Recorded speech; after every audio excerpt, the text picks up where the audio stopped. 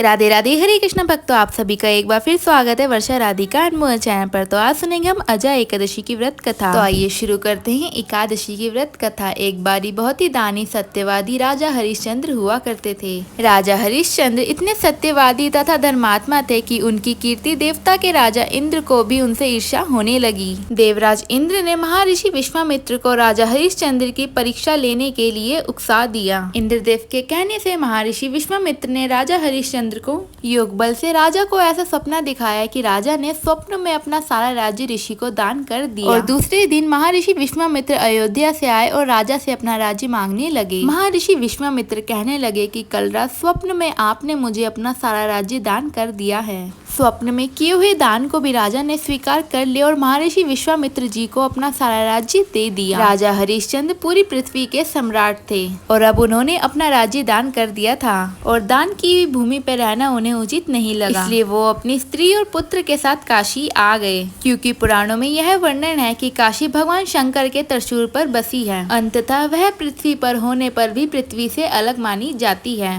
अयोध्या से जब राजा हरिश्चंद्र जाने लगे तब ऋषि विश्वामित्र जी ने कहा, दान तब जब यह सब बिना दक्षिणा के सफल नहीं होते। तुमने इतना बड़ा राज्य दे दिया है तो तुम उसकी दक्षिणा में 10,000 सोने की मोहरें दे दो। परंतु राजा हरिश्चंद्र के पास कोई भी धन नहीं था।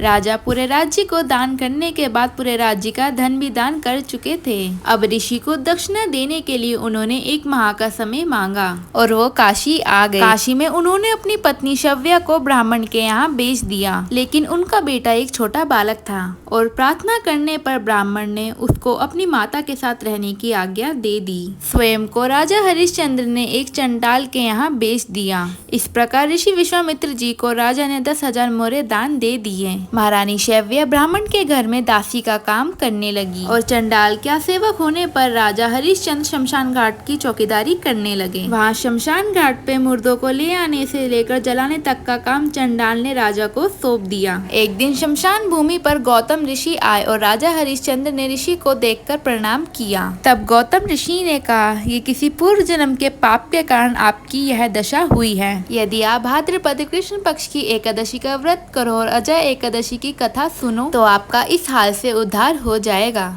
राजा ने ऋषि की बात मानी और अजय एकादशी का व्रत करने लगे। एक दिन राजकुमार ब्राह्मण की पूजा के लिए फूल चुन रहा था और उसे अचानक सांप ने काट लिया। सांप का विष उनके अंदर फैल गया और वह मरकर भूमि पे गिर पड़ा। महारानी शव्या को कोई धीरज देने वाला भी नहीं था और उनके पुत्र को भी शमशान तक पहुँचाने वाला भी कोई नहीं था। वह रोती हुई बिलखती हुई अपने पुत्र की देह को हाथ में उठाकर अकेली रात के समय शमशान पहुंची। वह पुत्र की देह को जलाने जा रही थी कि वहां राजा हरिश्चंद्र आ गए। बेचारी रानी के पास तो अपने पुत्र की देह को ढकने तक के लिए कफन भी नहीं था। उन्होंने राजा को उनके स्वर से पहचान लिया और वह गिड़गिड़ा कर कहने लगी, महाराज यह तो आपका ही पुत्र है जो मरा पड़ा है। मेरे पास कर देने के लिए कुछ भी नहीं है। राजा हरिश्चंद्र को बहुत ही दुख हुआ, किंतु वह अपने धर्म पर स्थिर बने रहे और उन्होंने कहा, रानी मैं चंडाल का सेवक हूँ। मेरे स्वामी ने कह रखा है कि बिना कर दिए यहाँ कोई मुर्दा जला नहीं पाए। रानी मैं अपने धर्म को नहीं छोड़ सकता।